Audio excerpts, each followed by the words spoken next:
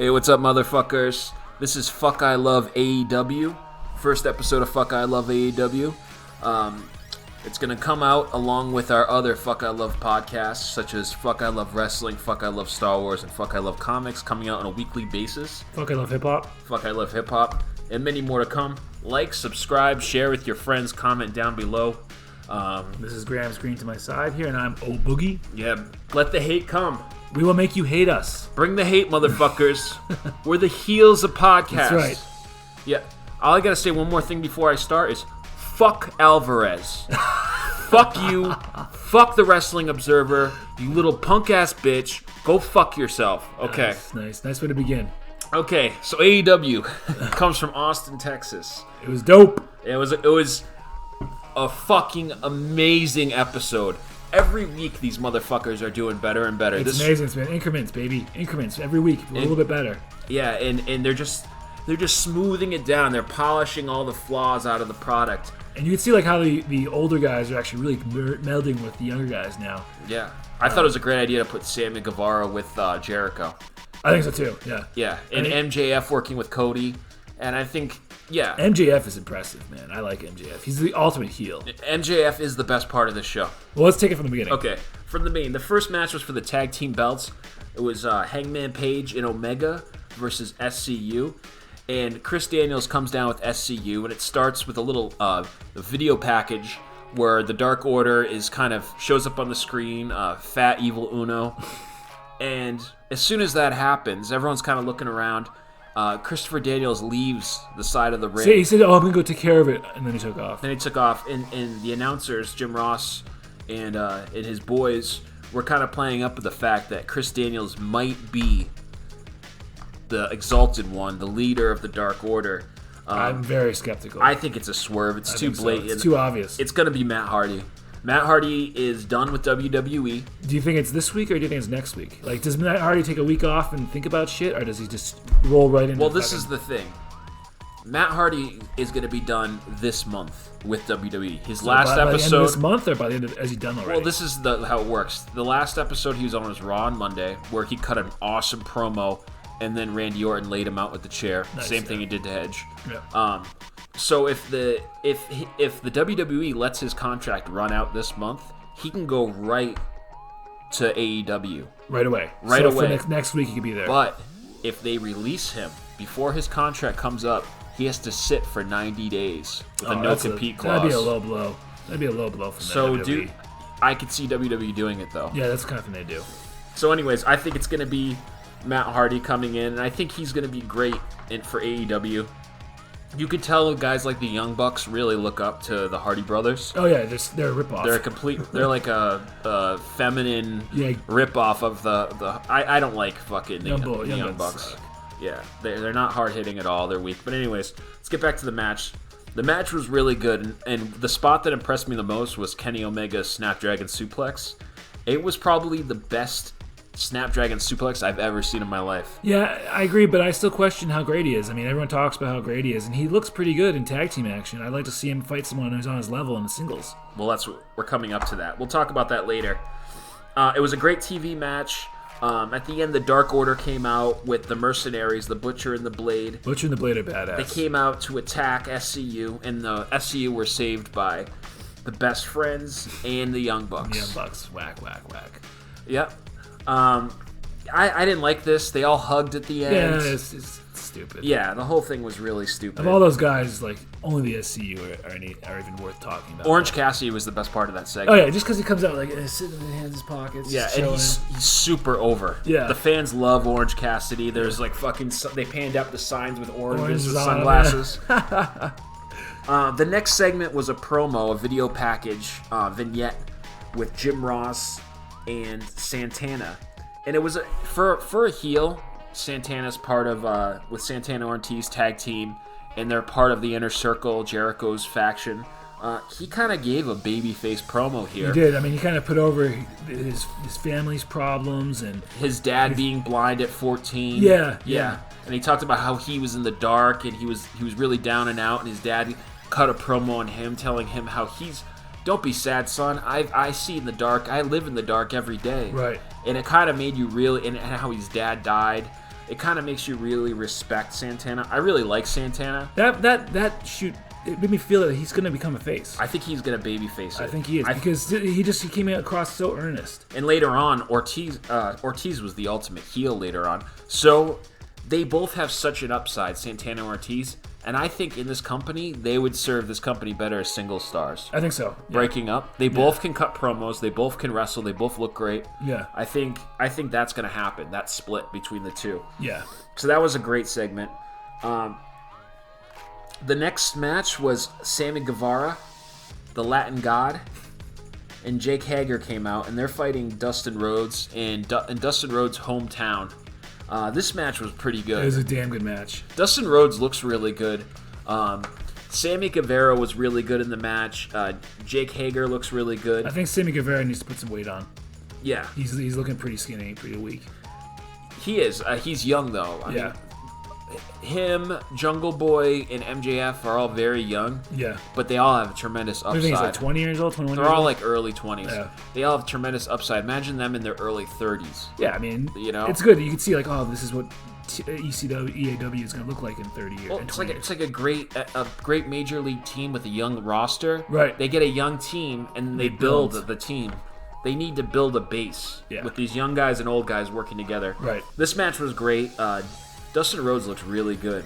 Yeah. For a guy who's in his mid-50s, I mean, he still throws it, man. Yeah, and he cut at the end of the match after he beat Sammy Guevara, he cut an awesome promo on Jake Hager. Yeah. And telling Jake Hager, you're going down like your MMA career. Which is stupid because his MMA career has been perfect. Yeah, Jim Ross pointed that out too.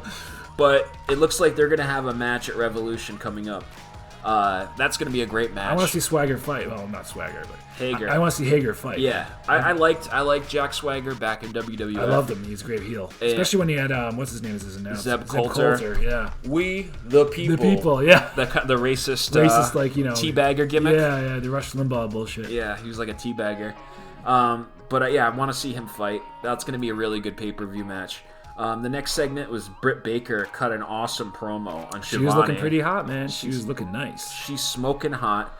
She brought up the whole Starbucks barista thing on Shivani. Yeah, Shivani. That's so and how the crowd is fat and chubby from eating Whataburger. Whatever that is. I've never had Whataburger. I don't even know what it is, really. But I found out there is a Whataburger at the in Springfield, Mass. at the casino. Oh, okay. Yeah, we should go eat there sometime. Yeah. It's a really nice casino, the MGM Grand in Springfield, Mass. Yep. The next match was a championship match with Rijo and Nia Rose. It's a joke. It's such a bad match.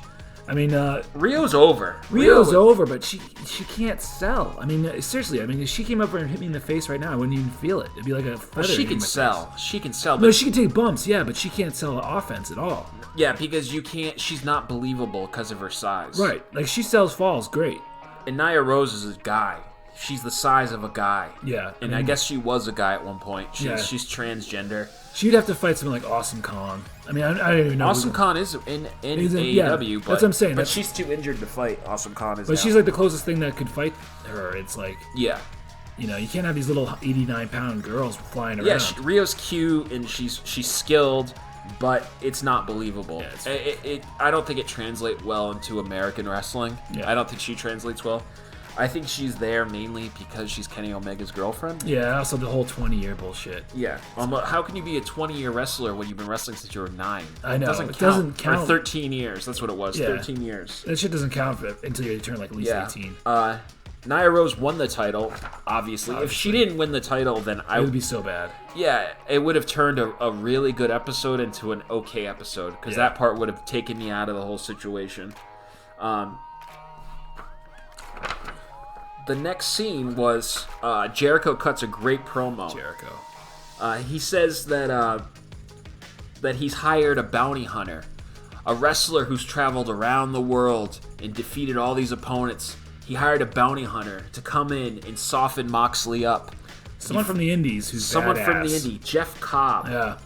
He comes in. He's a fucking stud. Yeah, they show him on the package. He looks like you said. Oh, he looks like Samoa Joe. Yeah. He's like a more beefy Jack Samoa Joe. He's somewhere between Samoa Joe and what the hell's that guy's name? Samoa Joe and Taz. He's got like a Samoa Joe / Yeah, Taz. and he has the Taz singlet on. Yeah. He looks really cool. So that's coming up. There's gonna be a match between Moxley and him. Oh god, that's gonna be a great match. Yeah. Any Moxley match is great, but I can't wait to see Jeff. I Cobb. like the addition of. I don't know if Jeff Cobb is gonna be. I heard that he's not full-time AEW yet. He's a mercenary. Yeah. So, but I think if things go well, he's gonna have the opportunity to sign a contract. Yeah. He fits right in with the Inner Circle, with that whole faction and stable. And I like the idea of a traveling Ronin mercenary coming in from the other territories. He could be a face or a heel, depending on who kills him in. Yeah, he's not really. He's a gray. Yeah. He's a fucking bounty hunter mercenary. Right, he does what he's told to do for money.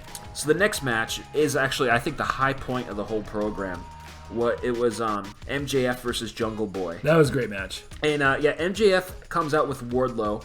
Jungle Boy is walked out by Luchasaurus and that little child. I don't even want to mention him. They kind of wait at the ramp and go back in. And Jungle Boy, Jack Perry wants to do it on his own. He looks just like Luke Perry. He does. He looks like Luke Perry with a hippie version of Luke Perry.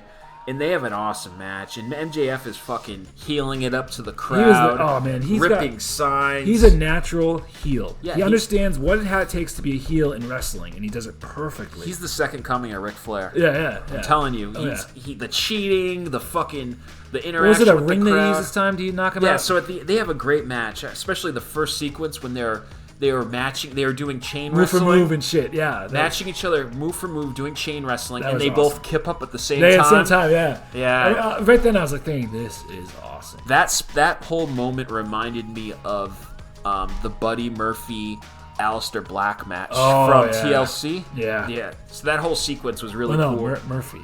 Now it's just Murphy. We'll talk about that in the next podcast. Yeah. Murphy. So that match was awesome. And MJF, halfway through the match, he grabs his crotch and he's like, "Brandy, you want a real man, don't you?" And Jim Ross is trying to be a white knight, like, "You bastard!" Yeah. And Brandy's like, "It's okay." She's smoking, man. Smoking hot. She's so banging. She's a smoke show.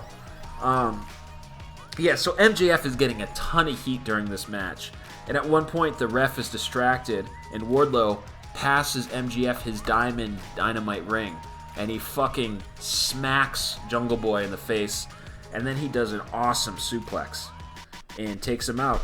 No, he does the Crossroads. Crossroads, yep. He does Cody Rhodes' move, which is an awesome fucking heel way to end the match. Yeah, I love when heels use faces' moves, like, right before they're going to fight him. Or even on them, it's kind of cool, too. That was the best match of the fucking night. And this is a night of great matches. That was a great match. Yeah. That was a superior match. And then a vignette is the next thing.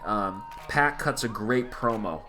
Black and white vignette where he's like in the streets of fucking London or something. Yeah, he's in the streets of He's training, he's fucking talking shit about Kenny Omega and how he's the best. Kenny Omega's not the best. He's the best, and he's gonna prove it at their 30-minute fucking Rubber Man match. Yeah.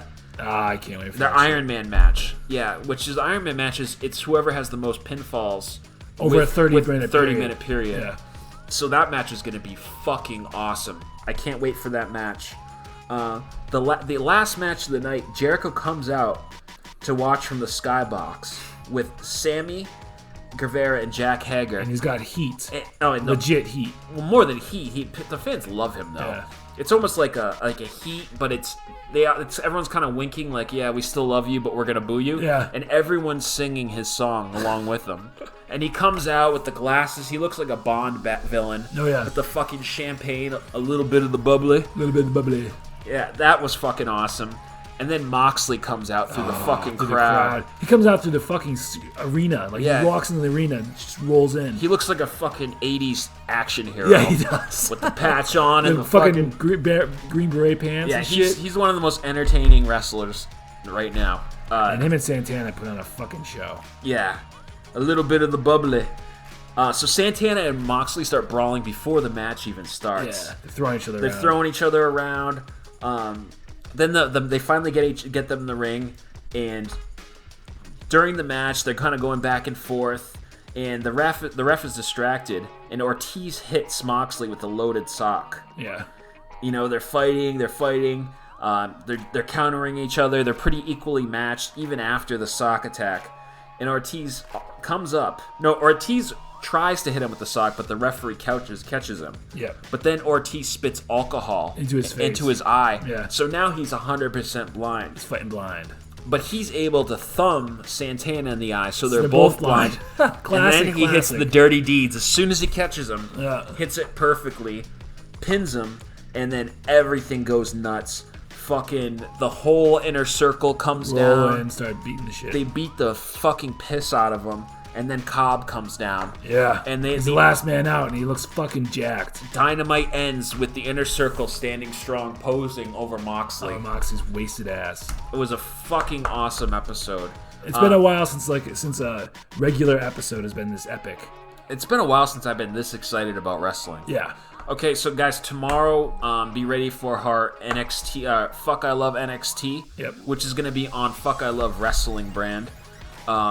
We're also going to do tomorrow a pre-Takeover Portland episode. Yeah. So catch that. And also look forward to Fuck I Love Star Wars coming out this weekend. Maybe tomorrow. Like, subscribe, share with your friends. Comment down below. Let us know what you think. And email at us at BLU, MILK77 @gmail.com. That's bluemilk77 @gmail.com. Fuck off, motherfuckers.